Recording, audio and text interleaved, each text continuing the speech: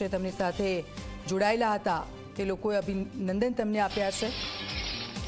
રાજ્યના મુખ્યમંત્રી ત્યાં પહોંચ્યા છે।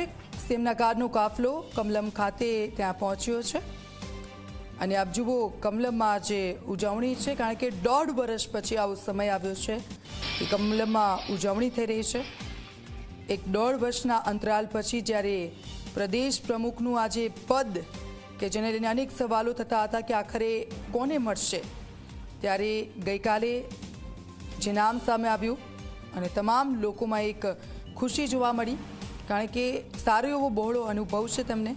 સંગઠનને સાથે લઈને ચાલનારા વ્યક્તિ છે અને સંગઠન ભારતીય જનતા પાર્ટી માટે ખૂબ જ મહત્વનું છે અને દરેક કાર્યકર્તાઓ એ બૂથ લેવલ સાથે જોડાયેલા હોય, તેમને સાથે લઈને ચાલનારા વ્યક્તિ અને દરેક વ્યક્તિઓની નોંધ ભારતીય જનતા પાર્ટીમાં લેવાય છે। એક પ્રકારનો આ મેસેજ અહીંયાથી પાસ કરવામાં આવ્યો છે।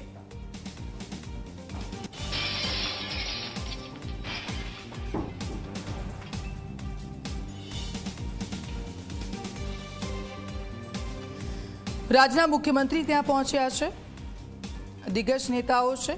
આપ જુઓ પરસોત્તમ રૂપાલા કે જેમણે અભિનંદન પાઠવ્યા, ભૂપેન્દ્રસિંહ ચુડાસમા તેમણે પણ અભિનંદન પાઠવ્યા, આરસી ફળદુ તેમને પણ અભિનંદન પાઠવ્યા છે।